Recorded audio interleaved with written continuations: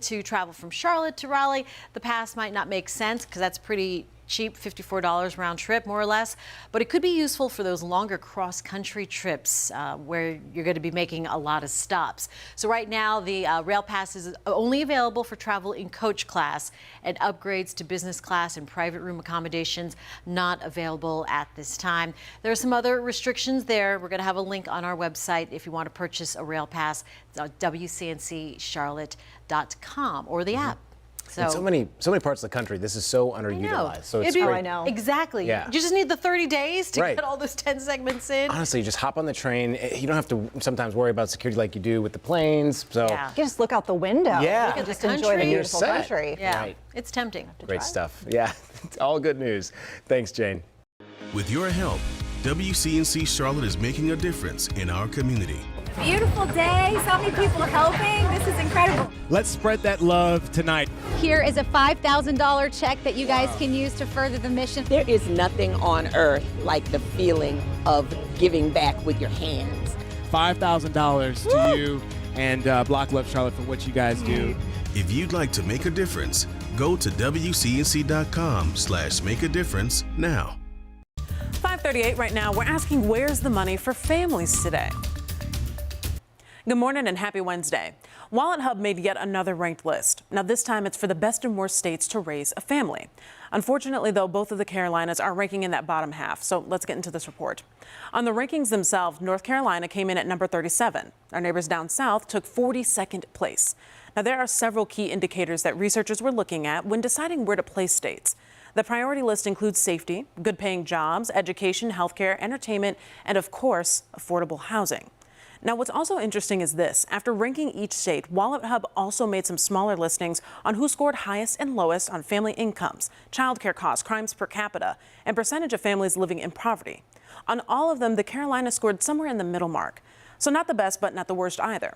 More on the research and how they came to conclusions. It was by asking questions like what families should consider when choosing a place to set down those roots, and how authorities can play a role in making their states more attractive to young families.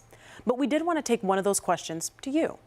What is the most important factor in choosing where to live? Make sure you text us 704-329-3600. Now, this is a hard one because every family looks different. A family could be you and your spouse. A family could be you and your spouse and 2 to 4 kids. So this is a different question, and I'm excited to see how people answer and what's important to each person. All right. Kia, thank you. A local nonprofit is working to be quite literally everything for everybody in its community. The founder of Be Great is seeking solutions to help folks get ahead when it comes to job opportunities, affordable housing, and their health. WCNC Charlotte's Nick Sturdivant shows us how they are making it all possible.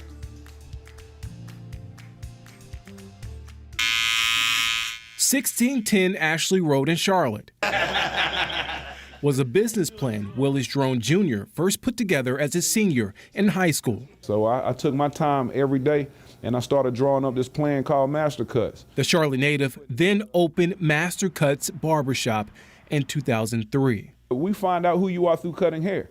As we are able to, touch the crowns of kids, youth, men, women, of heads, you can really find the truth about a person. Drone says his truth was uplifting his community. So in 2018, he started the nonprofit Be Great. The organization is committed to fostering positive change through a diverse range of impactful programs, including giving people jobs right at Drone's Barbershop. And I've been blessed to actually hire, 75% of ex-felons at this barbershop. Probably 75% of the barbers that worked here, they have been probably incarcerated.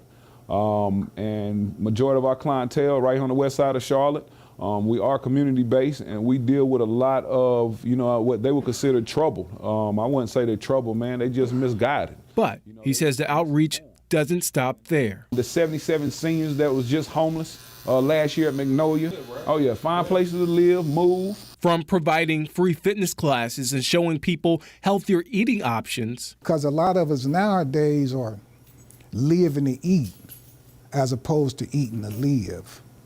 It's a difference. To boxing classes for young people. Also always tell them, gotta be great in the ring and outside of the ring. To sparking the entrepreneurial spirit. Giving you want young ones in the community a chance to see where they can use their mind to start a business up. You know, detailing cars. And even helping people navigate the housing market. Knowledge is power. And I think that with home buying, and especially when you're talking to a community that some people are getting pushed out, but if we can get in to a generation that doesn't know and we can educate them, then that's directly going to impact the youth that's under that same building. Drone says this is all possible through partnerships and also says it's self-funded. With the proper funding, we can stop a lot of this murders. We can stop a lot of this violence. We can stop a lot of this lack of knowledge. Drone says the next plan, developing cartoon books and TV shows geared towards mental health. It's a no judgment zone. You know, only thing we judge is headlines. You get it. Reporting for WCNC Charlotte, I'm Nick Sturdivant. Or lack of, maybe? It's not lacking, it's a style. Well, Drone says the goal is to get grants and secure funding to keep BU Be Great's programs going. He also mentioned they're developing cartoon books and TV shows geared towards mental health. Well, the fact that he's not limiting himself, right? It seems like everything's in front of him, and it's good to see that he's filling in the gap for a lot of different things. Well, I mean, there are a lot of needs out there, right? There are. It's not every shoe fits the same way for everyone. Yeah. All right, let's. Verify, WCNC Charlotte. Verify is all about trying to make a difference in the community by making sure that the community has the correct information. This is what we know, and hey, this is what we don't know. Sometimes you're actually surprised by the answer. Verify the difference. Verify is a great way to combat that misinformation, making sure that people know the process of the reporting. Time now to connect the dots. When we make the news make sense. Folks, you have made it to Friday, the weekend now in sight. But if you keep your school nights low-key, you are not alone. New research says people are preferring to stay at home during the week. Places like movie theaters and bowling alleys say the weekday rush is at an all-time low. Let's connect the dots. The midweek outing may soon be a thing of the past. It's a big concern for a local bowling alley or mini golf place because entertainment had been experiencing unprecedented growth for the past few years. But now, higher prices, after-school activities, and a return to in-person work have taken a major toll on those businesses. To get folks back out on a school night, lots of places are starting to offer big discounts on Mondays through Thursdays. Places like Top Golf say the weekdays where business is booming are the days they offer the best deals. So, if you're looking for something to do next week, look for deals, because it's more than likely you could save some big bucks. And that is Connecting the Dots. Well, imagine not being able to use your water, even worse, dealing with an awful smell. One of our viewers in Charlotte contacted us saying she's been dealing with this exact situation for weeks now. Despite the major plumbing issues, she claims her property management has been no help. The holidays have been anything but merry for Amanda Monio. I've had to stay at hotels, had to stay at friends' places. It's a frustrating situation she says started a couple of weeks ago. I had an issue where took a shower and I noticed none of the water was going down. And I called the maintenance line and I explained what was going on.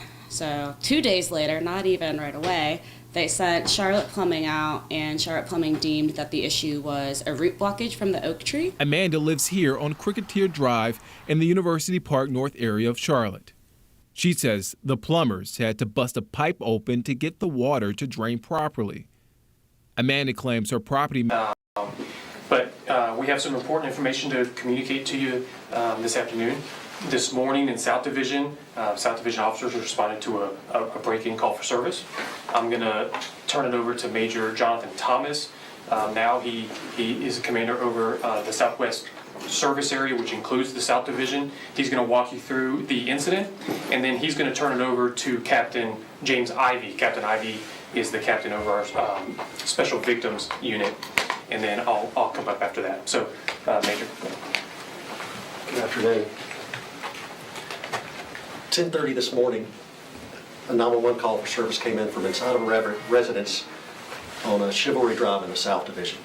It was of an assault in progress. It's a very violent assault, and one person was able to give us information from inside the residence.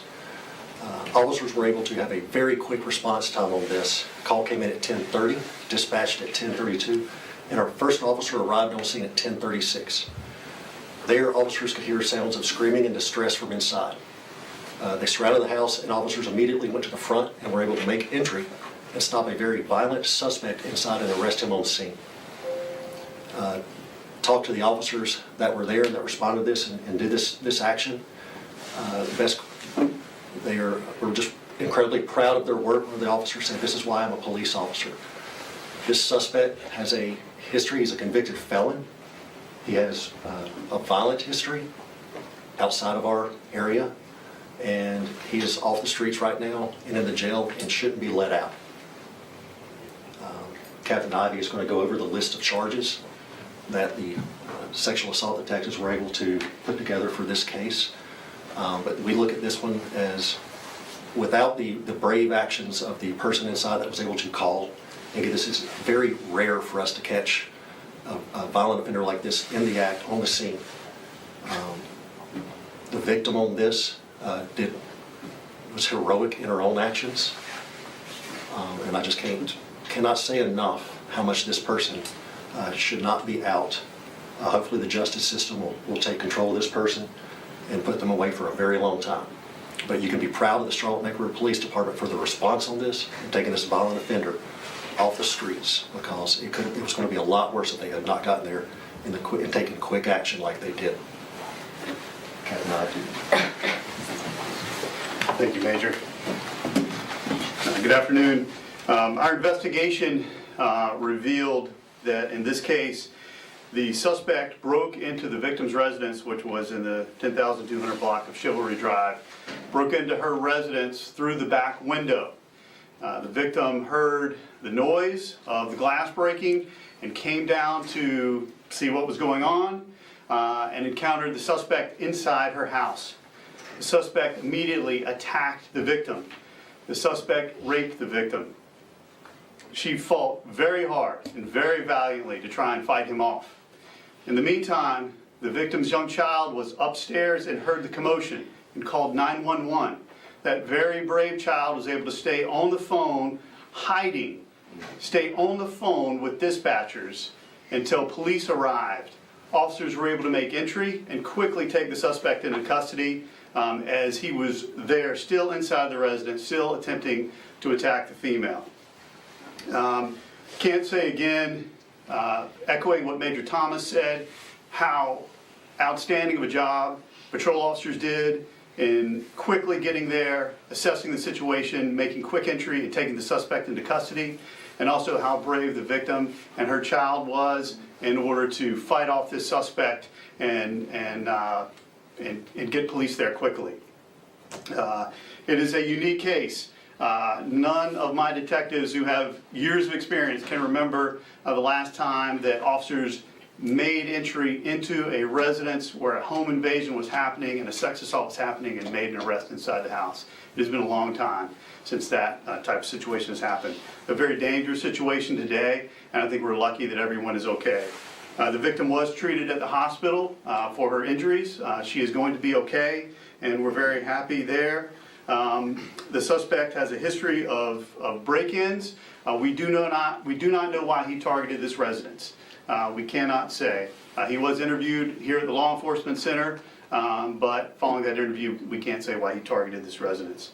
His charges today, he's across being processed at the Mecklenburg County Detention Center. His charges are felony breaking and entering, second-degree rape, second-degree sex offense, sexual battery, first-degree kidnapping, and assault on a female. And as Major Thomas said, this is a very violent crime, and we're hoping that with his history and the charges we have today, that he will remain in custody.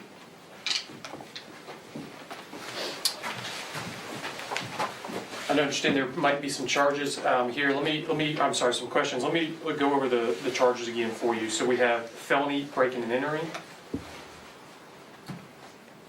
second-degree rape,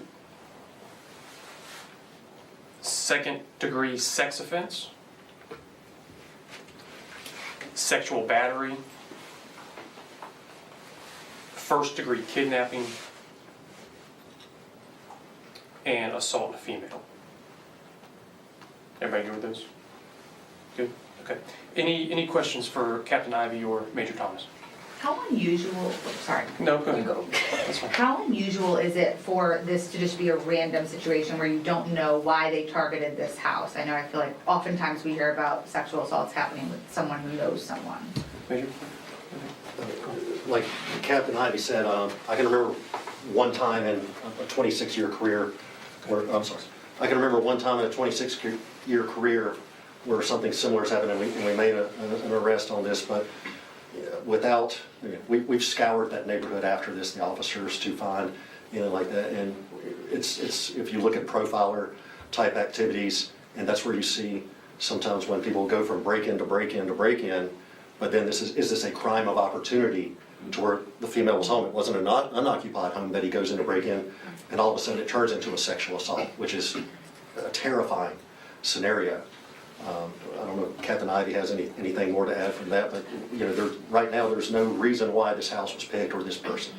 To follow up on that, did this particular suspect, I know you said he had a violent history in other places, did any of those violent offenses include any type of assault like this, or was it just break-ins? He had a history, so far we've been able to confirm a history of break-ins. He's a convicted felon out of Cleveland County, assaults on officers, assaults on what it looks like prison staff when he was in jail. So history of violence there, but so far we have not located any sexual crime history. How shocking is it to have a child call in something like that? I mean, are we talking like a 5-year-old, or are we talking like an older teenager? Teenager, but still, to have the presence of mind. We would not have been able to make this arrest if that did not happen. We would be out probably looking for this suspect with a much less degree of being able to solve this crime. We made this arrest due to the bravery of that child and the bravery of the victim. You talk about how rare a situation like this is, to where you get that call, you are able to respond in 6 minutes. How do you approach a situation like this, to where you're walking up to the house? What is the training like of, okay, we need to not only neutralize the suspect, stop this from happening, but also keep that kid safe, as well as protect this a kidnapped suspect as this is going on? We're lucky South Division has a lot of very experienced officers, but it could have been a rookie right out of the academy of responding to this. You have to make all of those decisions. You have to take everything in as you're coming to the house. Is there a firearm involved? I hear screaming from inside.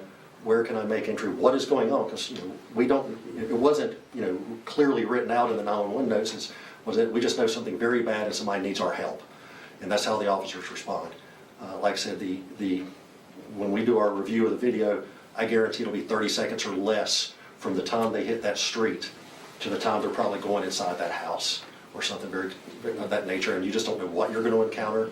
We just have to hope that they have the best training we can get them, that they have presence of mind, and that they take that suspect into custody. And that's why we look at how quick things happen to officers in all of our violent encounters, how we do an amazing job at keeping control and doing this. But it's something to be proud of for these guys. I know all these officers have worked with them a long time. We talk about these are some of our senior officers, and they did a great job.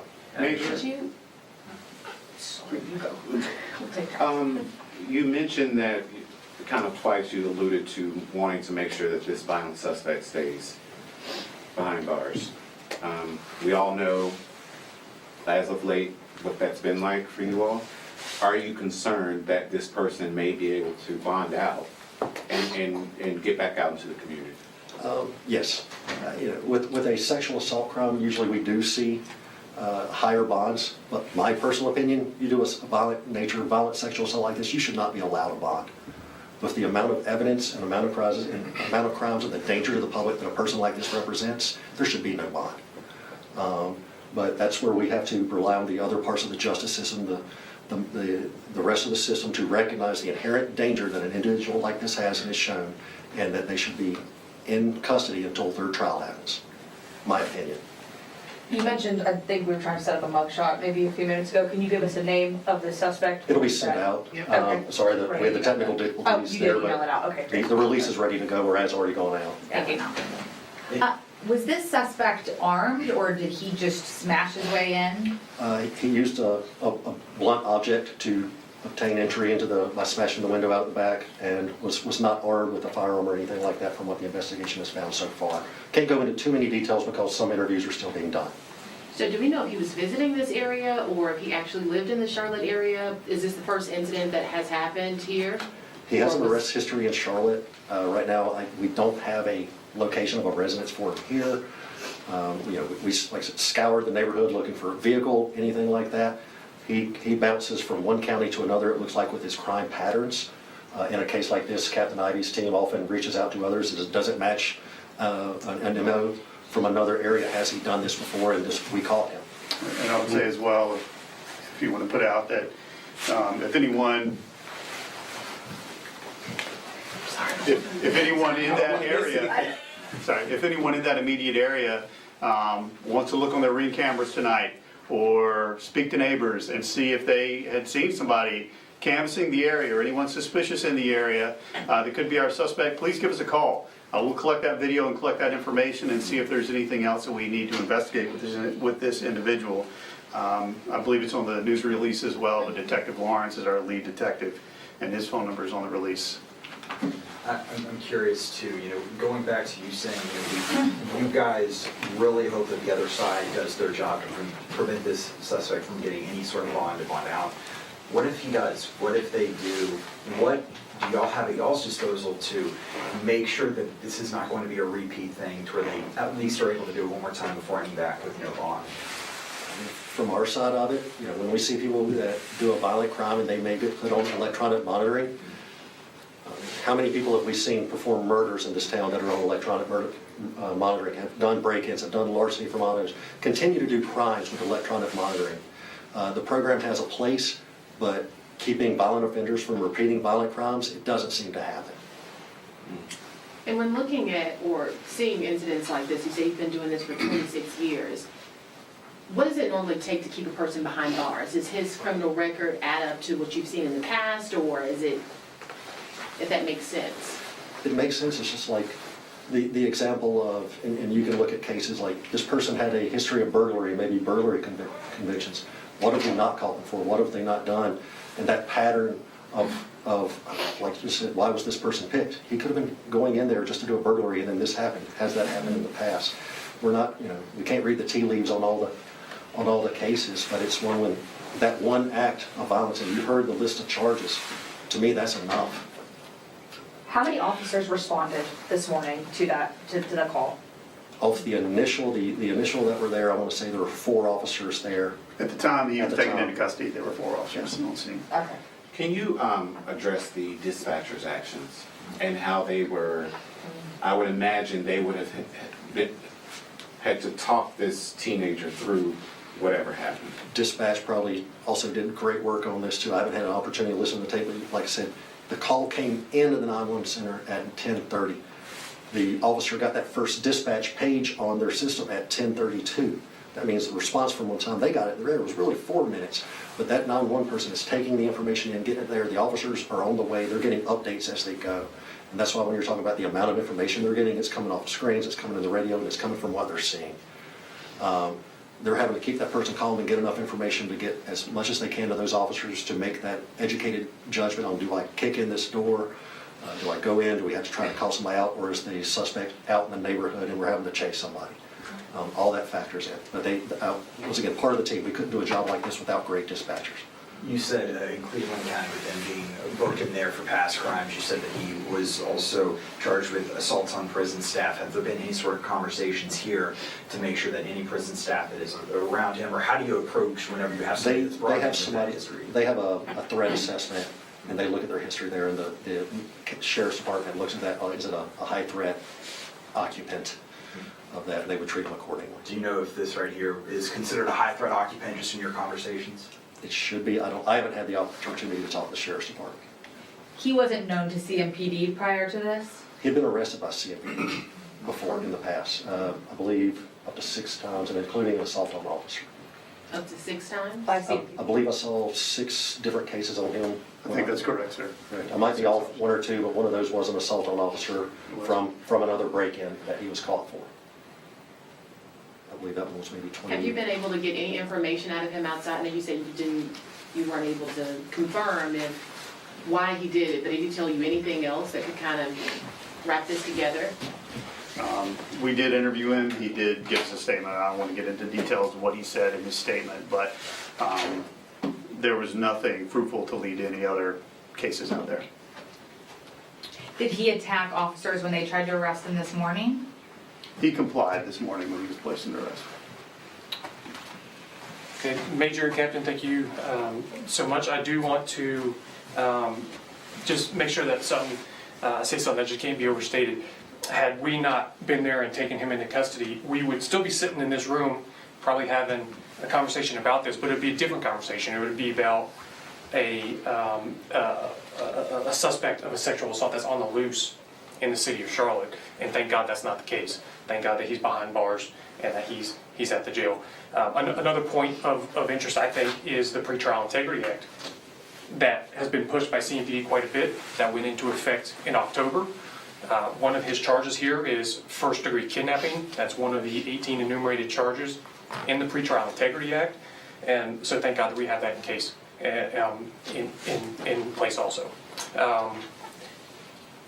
Go ahead. Sorry, I just have one more question. The child that called in, was the victim their mother or sibling? Could you give us any information on that? Yeah, we can't confirm that right now. It was just the juvenile outside the house. So we do have the media release out to you. I'll go ahead and confirm his name for you right now. Suspect's name is Santerius Allen, Santerius. Last name Allen, Allen.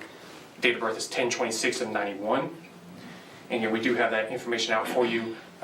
Major Thomas, first name Jonathan, Jonathan, last name Thomas, Thomas, and then Captain James Ivy, James, common spelling, Ivy, I-E.